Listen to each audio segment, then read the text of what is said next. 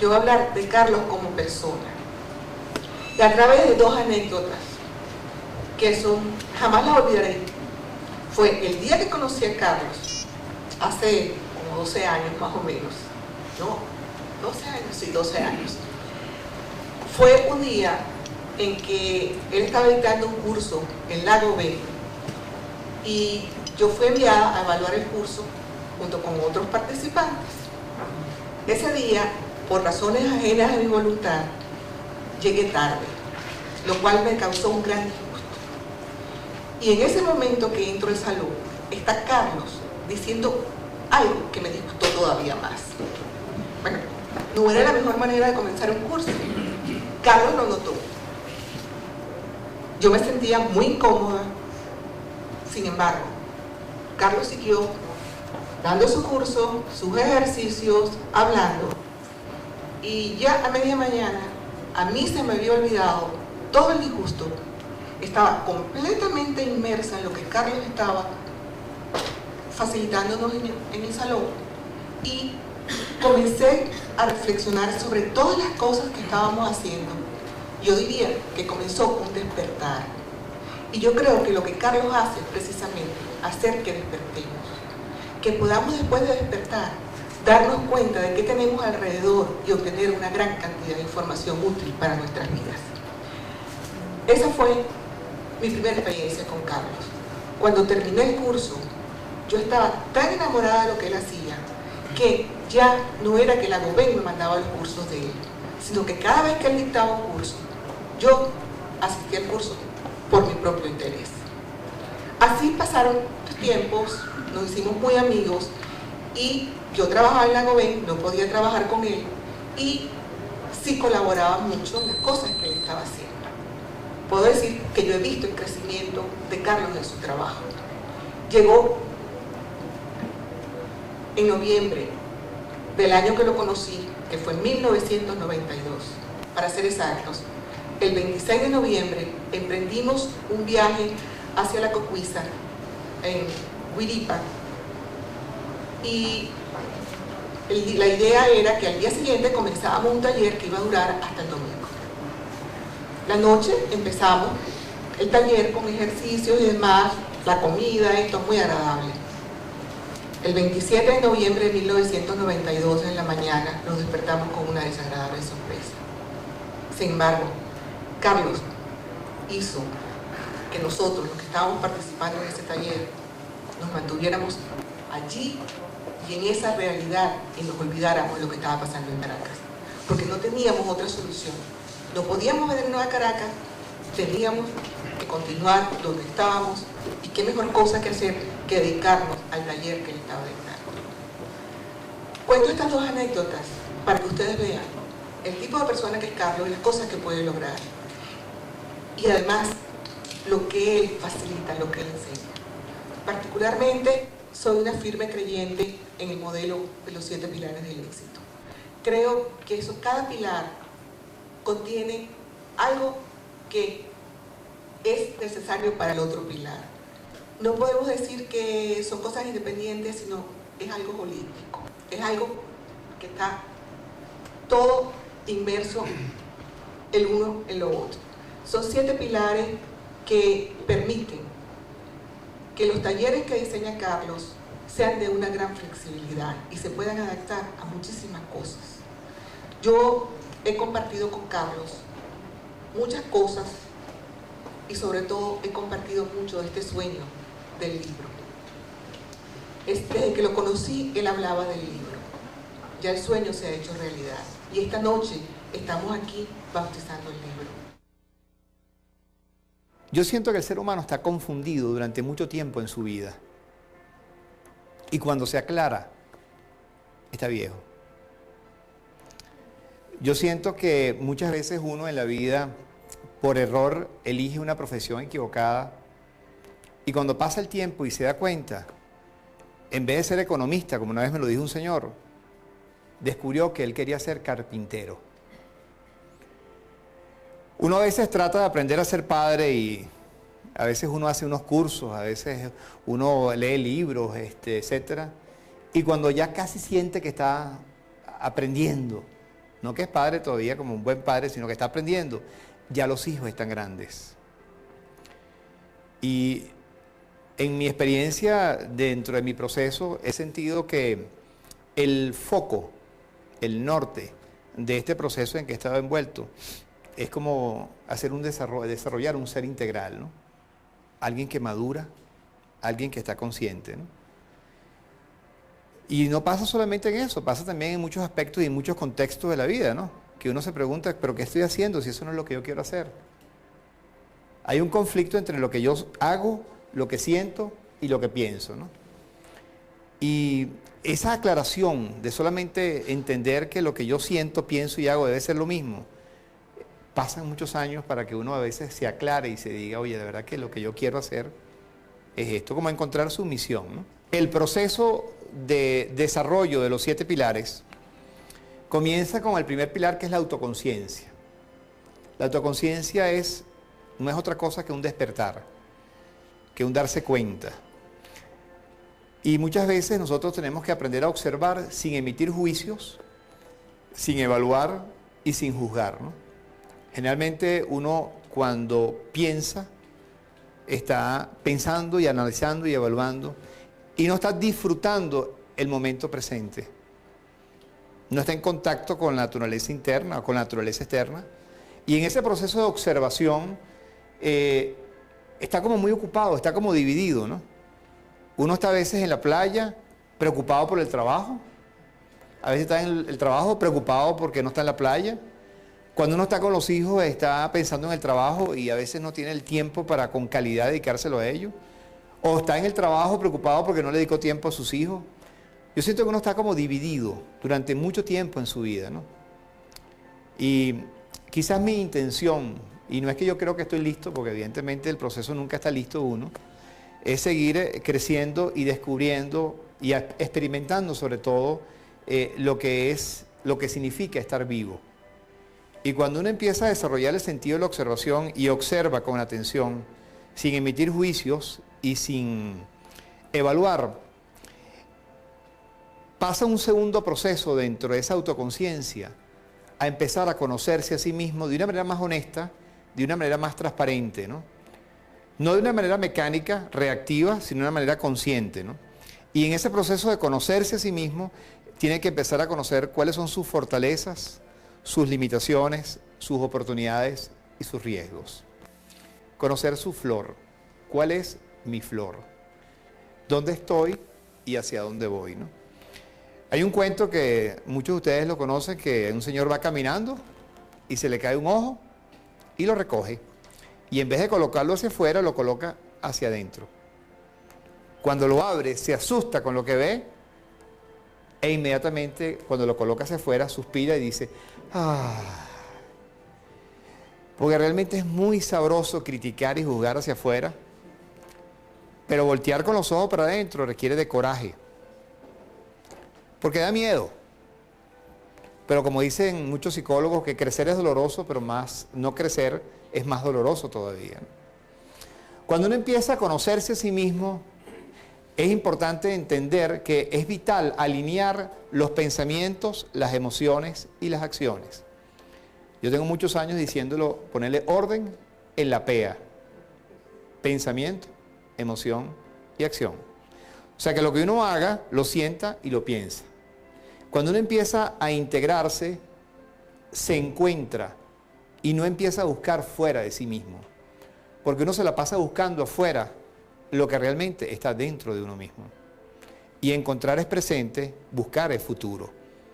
Picasso lo dijo una vez, a mí me llamó la atención cuando dijo, yo no busco, yo encuentro, porque encontrar es presente y buscar es futuro.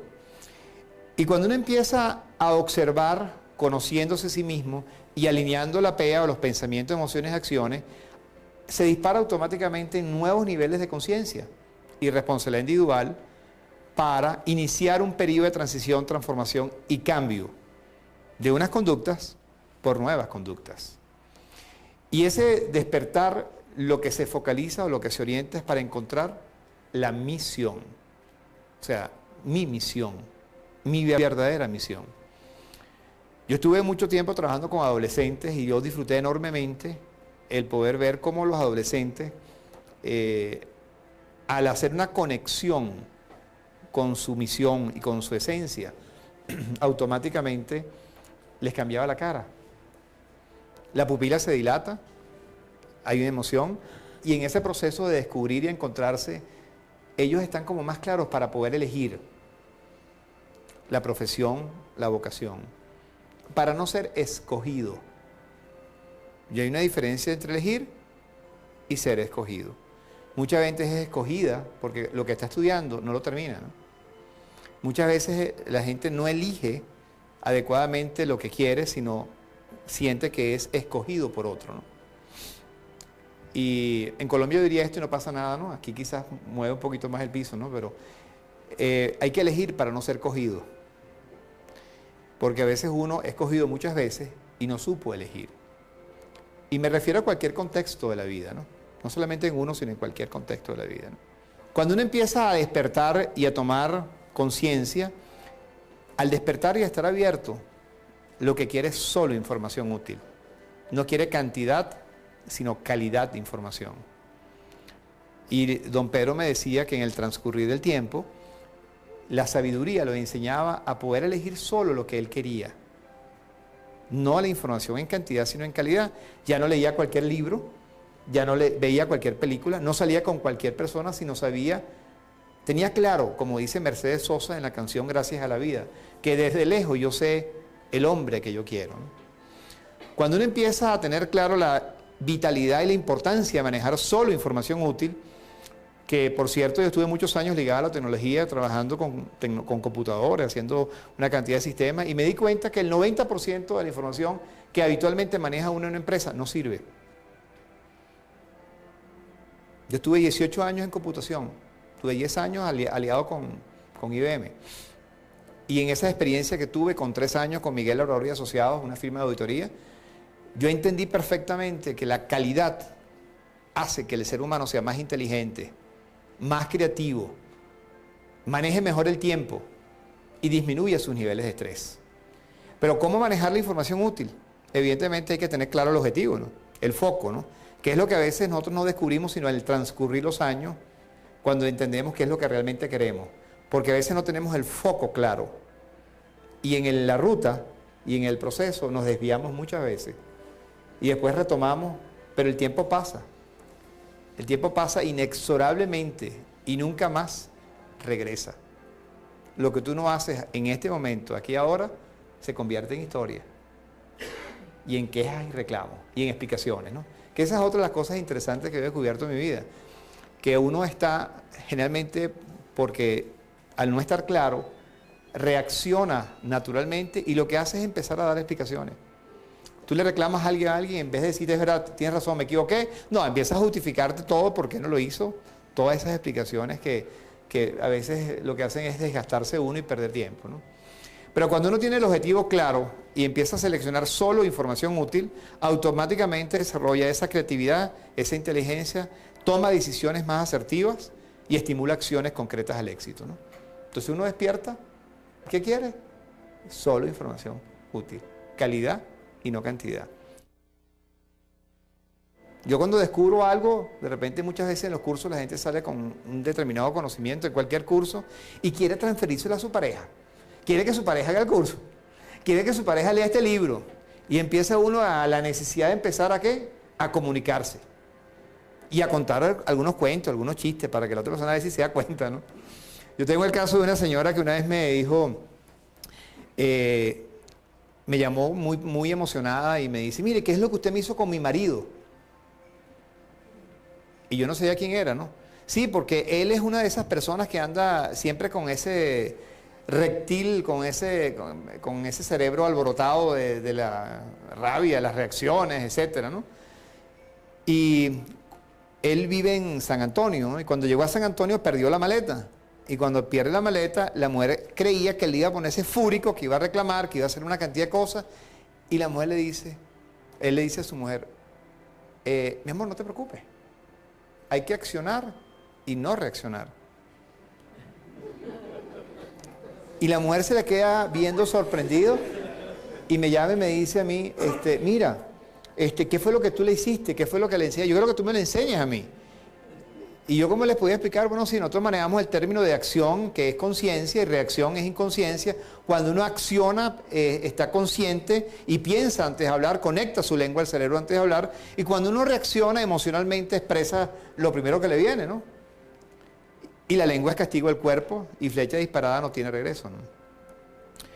Cuando él entonces empezó a actuar de esa manera, la mujer se sorprendió y me dijo: yo quiero que usted me enseñe, ¿no? Digo, bueno, es un proceso vivencial, no es fácil de decirlo. Usted experimentó con su marido algo y bueno, qué bueno, ojalá que eso le quede en el tiempo, ¿no?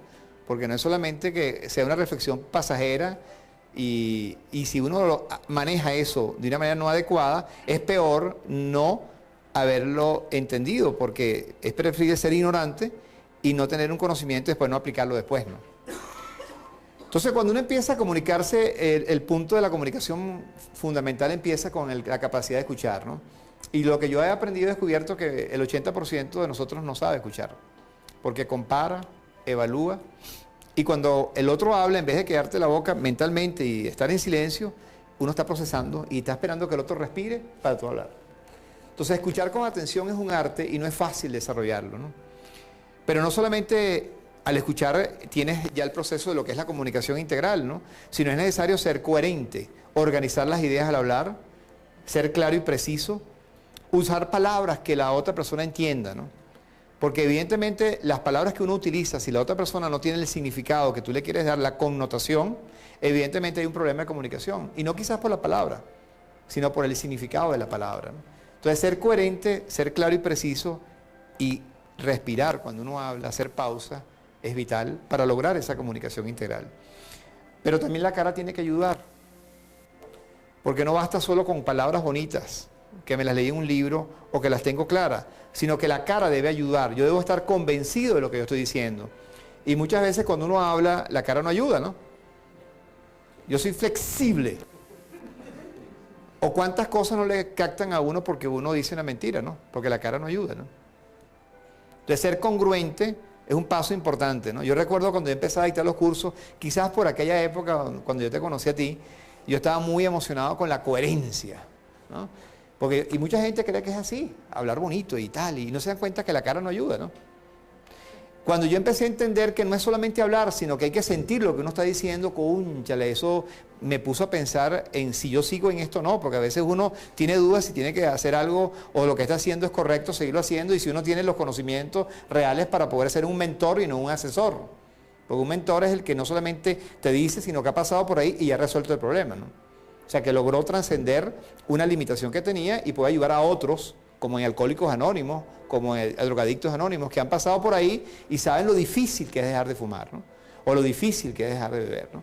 Cuando uno empieza a sentir la congruencia y a sentir que realmente uno está en sintonía entre el cerebro y el corazón, y hay una alineación cerebro-corazón, empieza uno a tener más fuerza para ir al último paso, que es la conducta, ¿no? Que es la A, pensamiento, emoción y acción.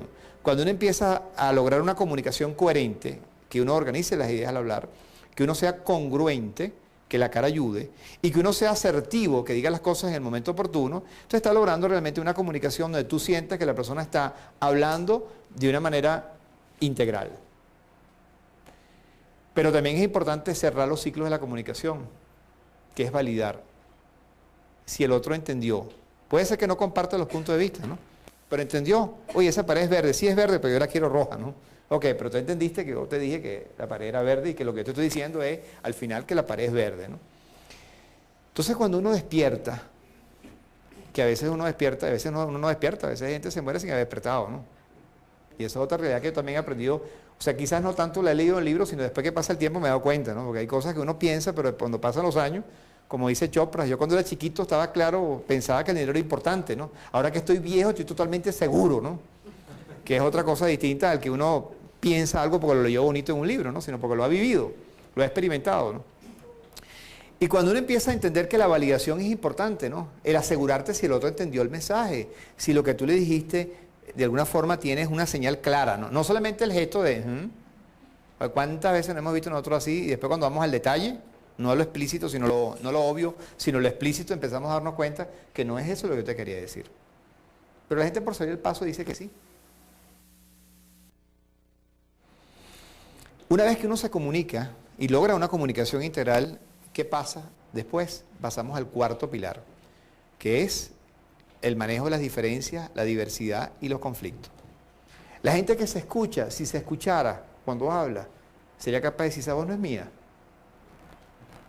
Es impresionante la cantidad de cosas que yo he aprendido a través del tiempo para darme cuenta de que las personas estamos a veces no focalizadas en un proceso de crecimiento, sino llenándonos de conceptos de información, y de repente cuando estamos viejos nos damos cuenta que no vivimos la vida, ¿no?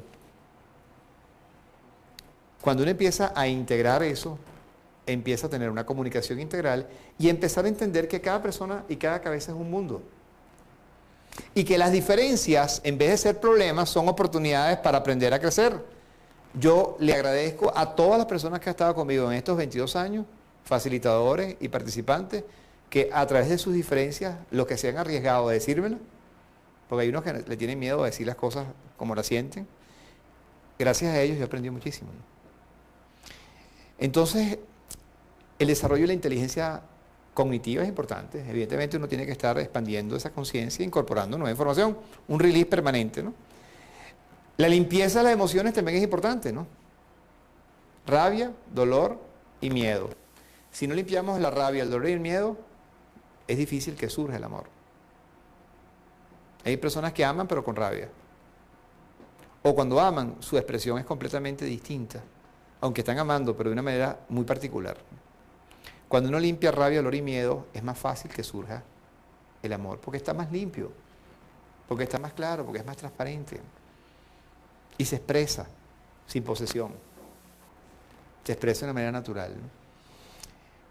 Y la inteligencia práctica, que es una de las que más me encanta a mí, en el transcurrir del tiempo, que es la inteligencia situacional, que es de acuerdo a la situación, tú eliges solo la información útil para poder en ese momento decir lo que tienes que decir, no de acuerdo a lo que tú crees, ni de acuerdo a lo que a veces tú sientes, sino lo que en ese momento conviene decir. Y muchas veces, por no aplicar la inteligencia práctica, reaccionamos en vez de accionar.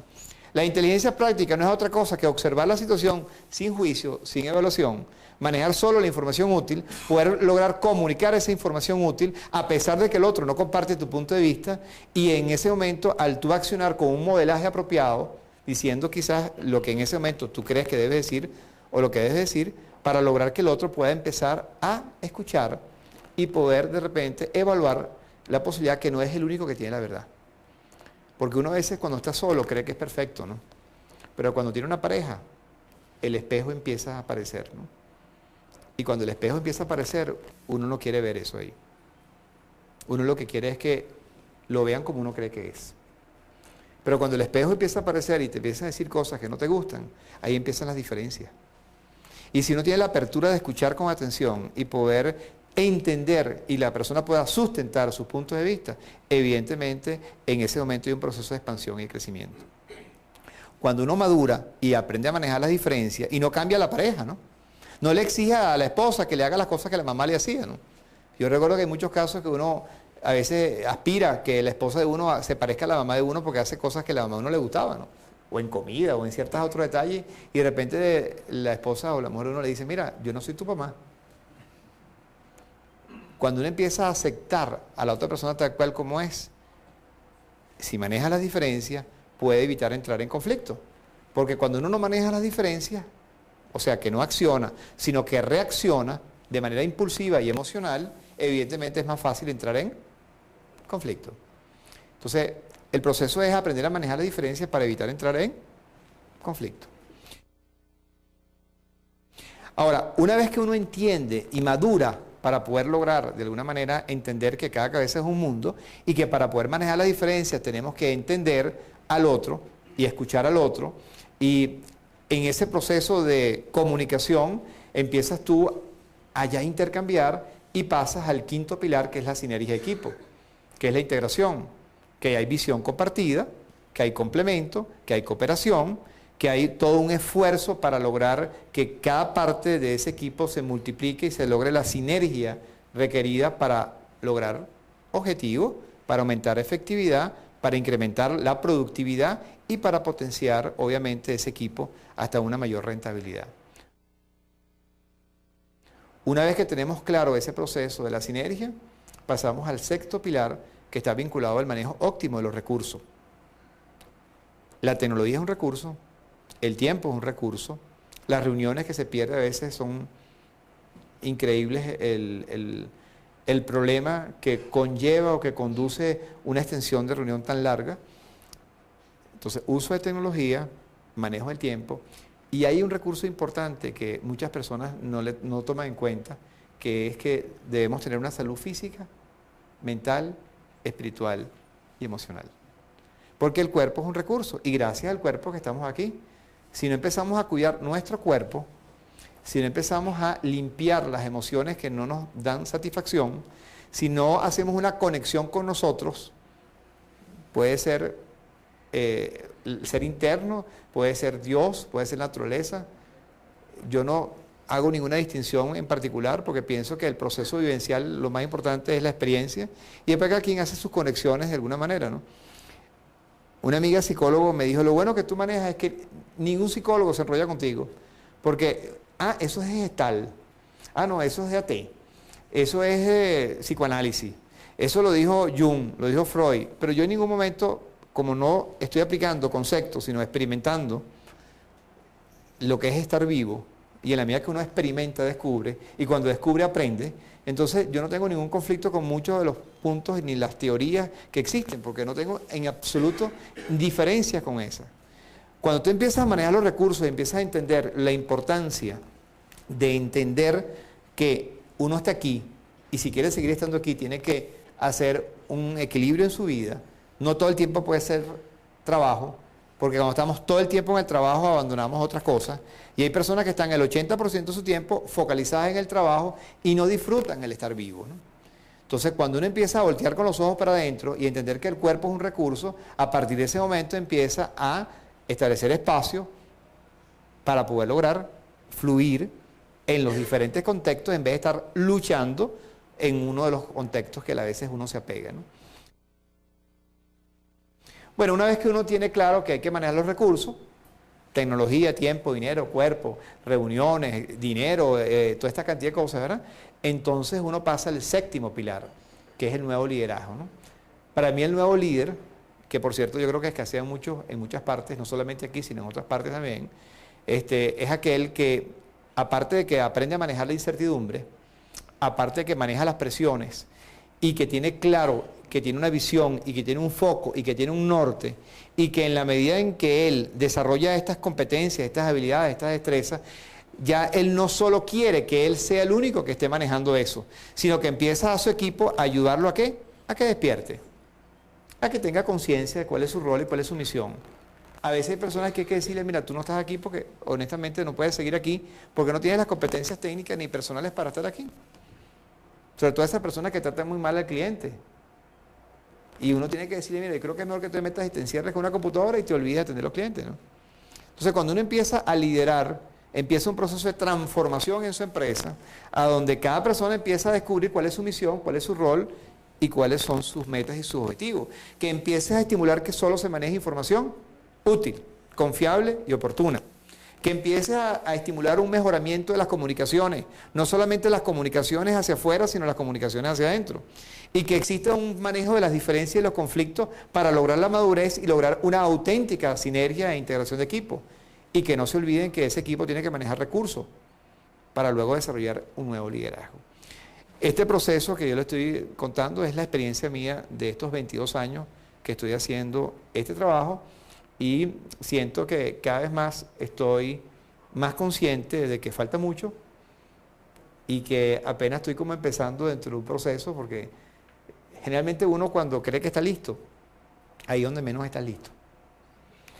Y a veces he creído que estoy listo y de repente una persona me dice algo y me tumba el paradigma y tengo que volver otra vez al principio.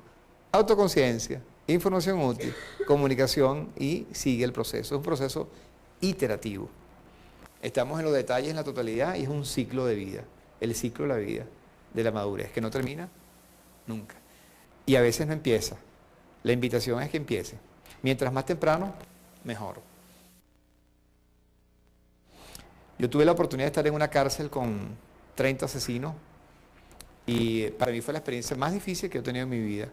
Trabajar con 30 asesinos durante 3 días, manejando el modelo para ayudarlos a ellos a el perdón, las limpiezas emocionales, el manejo de conflictos, que allá se maneja de otra manera, pero es conflicto igual.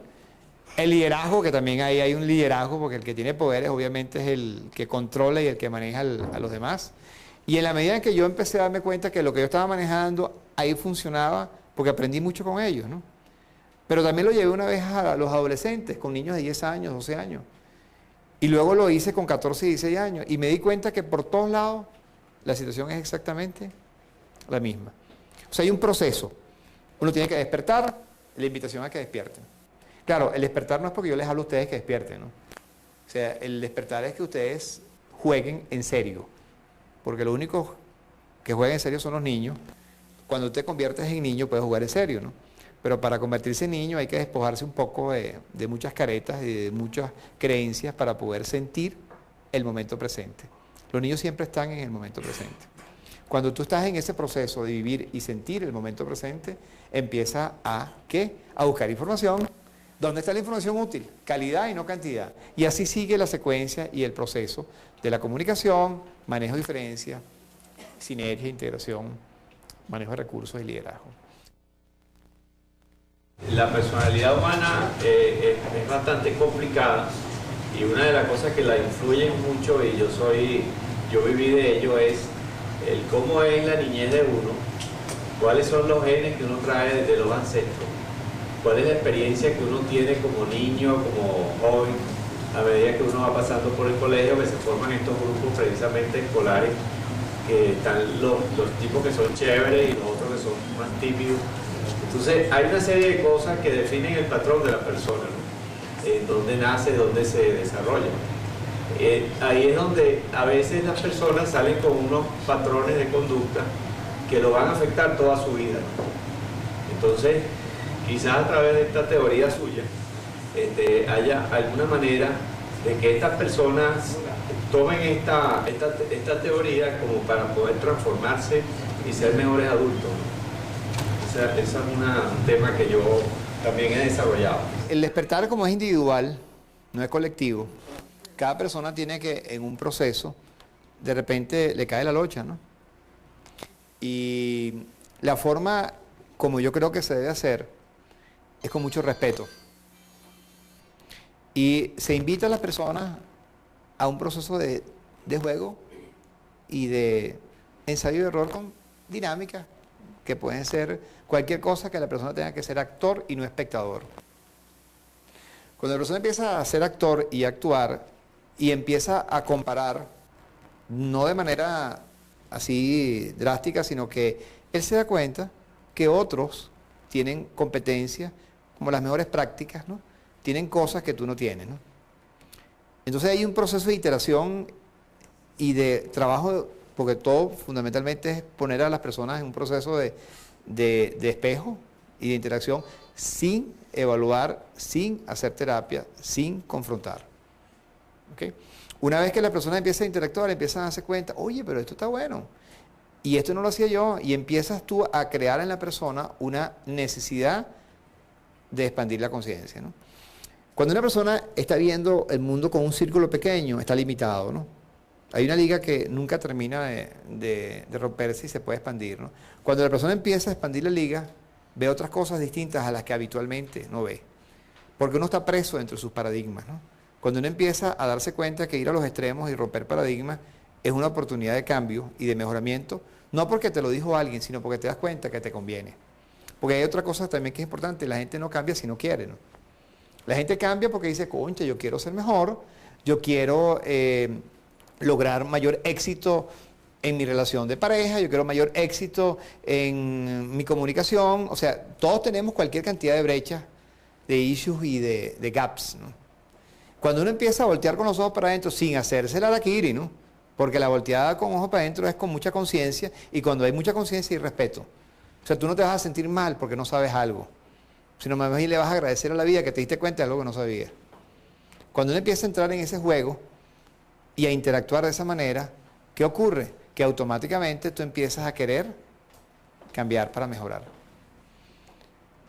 pero a veces uno no tiene las herramientas, ¿no? O desde su óptica, lo que ve hacia adentro, no tiene cómo responder o no encuentra respuestas a sus preguntas, ¿no? Pero cuando las personas interactúan con otras personas, cada uno de nosotros tiene muchas respuestas. Cuando estamos abiertos a escucharlas, vamos a tener nueva información útil. Y ese es un proceso que se da naturalmente. O sea, no hay una explicación concreta de despertar. Algunas personas despiertan cuando tienen una enfermedad seria, otras personas despiertan justamente en el momento de morirse, otras personas despiertan a los 15 años, otras personas despiertan porque la pareja lo ayuda a ver eso. Hay otras personas que despiertan cuando están equivocados todo el tiempo y entonces empiezan a buscar otro camino distinto al habitual. O sea, los despertares son infinitos. Yo he visto dentro de mi experiencia muchos despertares, ¿no? Y un despertar no es algo así que tú de repente ya estás listo, ¿no? Apenas estás empezando en el primer nivel de conciencia, que es el darte cuenta que no eres perfecto. La humildad es importante para seguir el camino. Y ahí hay otro problema que nos apega a veces a esa actitud de defensa, ataque y venganza, evasión y olvido, ¿no? Por defender tu historia genética, cultural. Cuando uno se desprende, se desapega y empieza a romper patrones de paradigma, está apenas empezando el camino. Y ahí no termina nunca. Entonces los despertares son cada vez más profundos, ¿no? Y despertar es en una cosa y no en otra. O sea que no hay un despertar total. Yo desperté y no fumé más nunca, pues. Desperté ahí. Quizás en la comida todavía me falta todavía otros despertares más, ¿no? Todavía no lo tengo totalmente consciente y todavía no estoy seguro hasta cuando yo quiero. Pero estoy consciente de que yo soy el responsable de mi vida, ¿no? En la organización como ente que funcionaría como un individuo, también hay un despertar, hay autoconocimiento, hay explicación de la información de calidad, etc. Básicamente lo hacen también como